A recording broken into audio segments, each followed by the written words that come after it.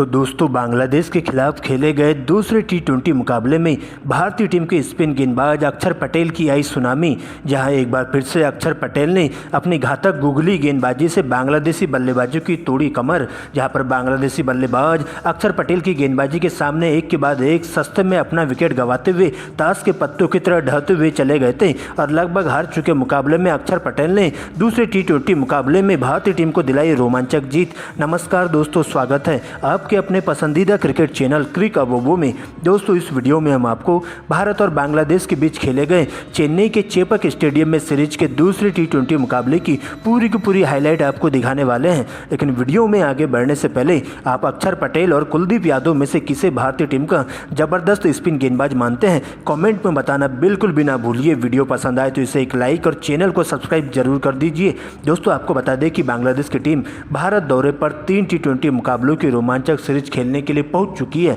जहां भारतीय टीम के कप्तान सूर्य कुमार यादव ने आज खेले गए सीरीज के दूसरे टी20 मुकाबले में टॉस जीतकर पहले गेंदबाजी करने का फैसला किया और बांग्लादेश की टीम को बल्लेबाजी करने का न्योता दिया। जिसके बाद बांग्लादेश के लिए रनों की बारिश करने के इरादे से टीम के 2 धाकड़ ओपनर बल्लेबाज तंजीद हसन और लिटन दास की एंट्री होती है। तो वही टीम इंडिया की ओर से मोहम्मद सिराज पहले ओवर की गेंदबाजी करने आते हैं, जहां पहले ही ओवर में तंजीद हसन के द्वारा बैक टू बैक 2 लगातार चौके जड़ दिए जाते हैं। तो वही लिटन दास भी अंतिम गेंद पर मिड विकेट के ऊपर से लमसम छक्का जड़ देते हैं। जबकि दोस्तों दूसरे ओवर की गेंदबाजी करने आए तेज गेंदबाज मुकेश कुमार की पहली गेंद पर लिटन दास के द्वारा छक्का जड़ दिया जाता है। तो वही दोस्तों इसके बाद शानदार कमबैक करते हुए पूरी तरीके से बांग्लादेशी बल्लेबाजों पर कहर बनकर टूट पड़ते हैं और इसी ओवर की तीसरी गेंद पर बांग्लादेश की टीम को लगने वाला पहला बड़ा झटका होता है। आपको बता दें कि अच्छी लय में बल्लेबाजी कर रहे तंजीद हसन मात्र 12 रनों की धुआंधार पारी खेलते हुए क्लीन बोल्ड हो जाते हैं और इस प्रकार से बांग्लादेश की टीम को पहला झटका देखने को मिलता है।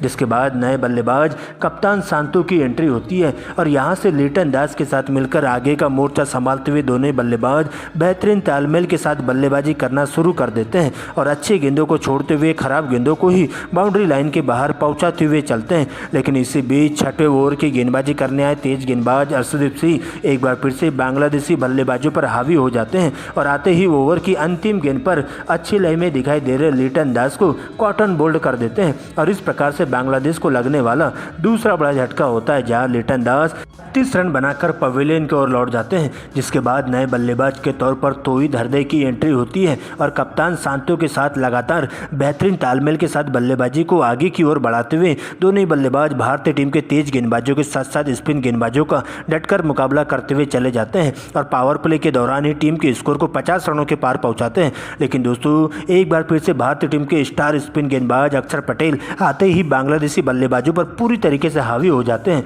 और आते ही अपनी घातक स्पिन गेंदबाजी से एक ही ओवर में 2 गेंदों में 2 लगातार विकेट लेकर बांग्लादेशी बल्लेबाजों की पूरी तरीके से हवा खोलकर रख देते हैं। यहाँ पर कप्तान सांतो को 20 रन तो वही तोहिद हृदय को 26 के स्कोर पर क्लीन बोल्ड कर देते हैं और इसके बाद दोस्तों 2 नए बल्लेबाज साकिब उल हसन का साथ देने के लिए मोहम्मदुल्लाह की क्रीज पर एंट्री होती है। यहाँ पर पहले तो दोनों ही बल्लेबाज सिंगल डबल के साथ ही टीम के स्कोर को आगे बढ़ाने का काम करते हैं और 10 ओवर में बांग्लादेश की टीम का स्कोर बोर्ड पर 4 विकेट के नुकसान पर 80 रनों के पार पहुंच जाता है। हालांकि 11वें ओवर से दोनों बल्लेबाज अपना विकराल रूप दिखाते हुए भारतीय टीम के गेंदबाजों पर हावी होना शुरू हो जाते हैं और 11वें ओवर में मोहम्मदुल्लाह 2 छक्के और 2 लगातार चौके रियान पराग को जड़ देते हैं। तो वही दोस्तों साकिब उल हसन 14वें ओवर में 3 लगातार छक्के और 2 चौके जड़ देते हैं और देखते ही देखते इन दोनों ही बल्लेबाजों के बीच में एक 68 की साझेदारी पूरी हो जाती है, जहाँ पर 15वें ओवर में हार्दिक पांड्या को टारगेट किया जाता है और 3 लगातार छक्के हार्दिक पांड्या के इसी ओवर में जड़ दिए जाते हैं और इस प्रकार से दोनों ही बल्लेबाज अपने अपने 50 की ओर बढ़ते हुए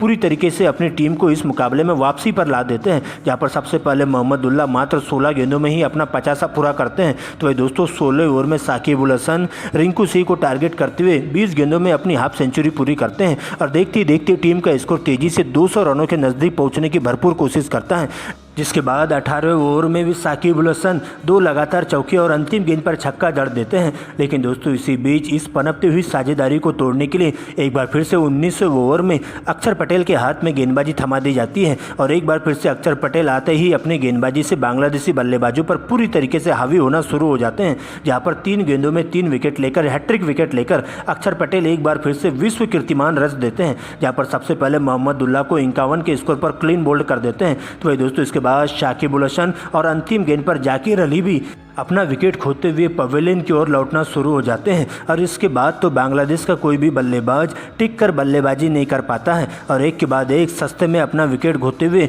डगआउट की ओर लौटना शुरू हो जाता है। लेकिन दोस्तों अंतिम ओवर में मेहदी हसन और तंजीर हसन मिलकर 2 छक्के और 2 लगातार चौके अर्शदीप सिंह को जड़ देते हैं, लेकिन अंतिम गेंद पर अर्शदीप सिंह 1 विकेट लेकर बांग्लादेशी बल्लेबाजों का सुपड़ा साफ कर देते हैं और इस प्रकार से बांग्लादेश की टीम पूरे 20 ओवर में स्कोर बोर्ड पर 9 विकेट खोकर 191 रन बना पाती है और टीम इंडिया को इस मुकाबले में जीत हासिल करने के लिए 192 रनों का विशाल टारगेट दे दिया जाता है, जहां पर भारतीय टीम की तरफ से सबसे ज़्यादा विकेट अक्षर पटेल के खाते में जाते हैं जो कि 6 विकेट लेकर जाते हैं, तो वही अर्शदीप सिंह 2 विकेट लेकर जाते हैं। दोस्तों इसके बाद बड़े लक्ष्य का पीछा करने टीम इंडिया के 2 युवा ओपनर बल्लेबाज यशस्वी जायसवाल और शुभमन गिल की एंट्री होती है, जिनके कंधों पर टीम इंडिया को एक ठोस शुरुआत देने की जिम्मेदारी सौंपी जाती है। तो वही पहले ओवर की गेंदबाजी करने आते बाएं हाथ के तेज गेंदबाज मुस्तफिजुर रहमान, जहां उनका सामना होता है शुभमन गिल से और बैक टू बैक 2 लगातार कवर ड्राइव शुभमन गिल के बल्ले से देखने को मिलती है। जबकि दोस्तों अंतिम गेंद पर यशस्वी जायसवाल मिड ऑन के ऊपर से 90 मीटर का लमसम छक्का जड़ देते हैं।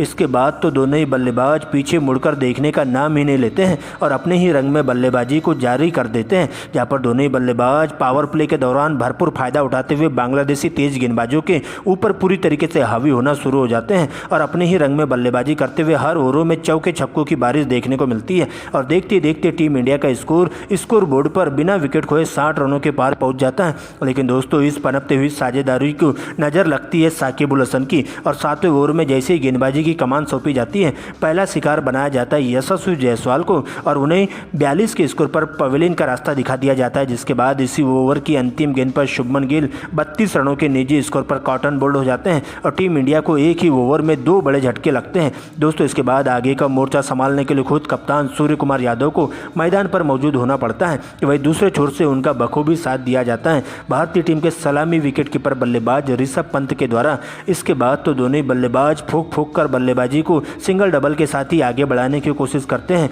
और एक बार क्रीज पर टिककर नजरें जमाते हुए अपने हाथ खोलना शुरू करते हैं, जहाँ पर दोनों ही बल्लेबाज 10 ओवरों में टीम इंडिया के स्कोर को 2 विकेट के नुकसान पर 92 रनों तक पहुँचा देते हैं। लेकिन दोस्तों 11वें ओवर से सबसे पहले सूर्या का बल्ला जम के गरजता है और इसी ओवर में सूर्या 2 लगातार चौके जड़ देते हैं। तो वही 12वें ओवर में ऋषभ पंत 2 छक्के और 2 लगातार चौके जड़ते हुए पूरी तरीके से जाकिर अली की हवा खोलकर रख देते हैं। इसके बाद तो ऋषभ पंत काफ़ी आक्रामक रवैया दिखाते हुए बांग्लादेशी गेंदबाजों पर कहर बनकर टूट पड़ते हैं और हर ओवरों में चौके छक्कों के साथ डील करना शुरू कर देते हैं, जहाँ पर देखते ही देखते दोनों ही बल्लेबाजों के बीच में एक अड़सठ की साझेदारी भी पूरी हो जाती है और 15 ओवर में भारतीय टीम स्कोर बोर्ड पर 142 रनों पर पहुंच जाती है, वो भी 2 विकेट खोकर। लेकिन इसी बीच लगातार बढ़ रहे स्ट्राइक रेट को देखते हुए दोनों ही बल्लेबाज आक्रामक रवैया अपनाना शुरू कर देते हैं और बॉल देखो और बॉल पहले वाले नियम के तहत बल्लेबाजी करते हुए बांग्लादेशी स्पिन गेंदबाजों के साथ साथ तेज गेंदबाजों पर पूरी तरीके से ताबड़तोड़ तरीके से चौके छक्कों की झड़ी लगाना शुरू कर देते हैं, जहां पर 17वें ओवर में Rishabh Pant back to back 2 छक्के और 2 चौकों की मदद से 20 रन बटोरते हैं। लेकिन दोस्तों 18वें ओवर में टीम इंडिया को सूर्य कुमार यादव के रूप में सबसे बड़ा तीसरा झटका लगता है, जहाँ पर सूर्य कुमार यादव 52 के स्कोर पर पवेलियन की ओर लौटते हैं। लेकिन दोस्तों इसके बाद ऋषभ पंत भी जल्दबाजी के चक्कर में कैच आउट होकर डगआउट की ओर लौटना पड़ता है और इस प्रकार से एक ही ओवर में दोनों ही बल्लेबाजों के आउट होते ही अब आगे का मोर्चा संभालने के लिए हार्दिक पांड्या का साथ देने के लिए संजू सैमसन की एंट्री होती है, जहां पर हार्दिक पांड्या आते ही अपने ही रंग में बल्लेबाजी को चालू कर देते हैं, क्योंकि दोस्तों अब अंतिम के 2 ओवरों का खेल शेष बचा रहता है और टीम इंडिया को इस मुकाबले में जीत हासिल करने के लिए अभी भी 38 रनों की दरकार होती है। लेकिन दोस्तों साकिबुल हसन सबसे पहले संजू सैमसन को 19वें ओवर में अपना शिकार बनाते हैं और लगातार अंतराल में विकेटों के गिरने से टीम इंडिया कहीं ना कहीं दिक्कत में आ जाती है। लेकिन दोस्तों अभी भी अंगद की तरह डटकर मुकाबला कर रहे हार्दिक पांड्या का साथ देने के लिए अब शिवम दुबे की एंट्री होती है, क्योंकि दोस्तों अब अंतिम के 8 गेंदों में टीम इंडिया को इस मुकाबले में जीत हासिल करने के लिए अभी भी 30 रनों की दरकार होती है,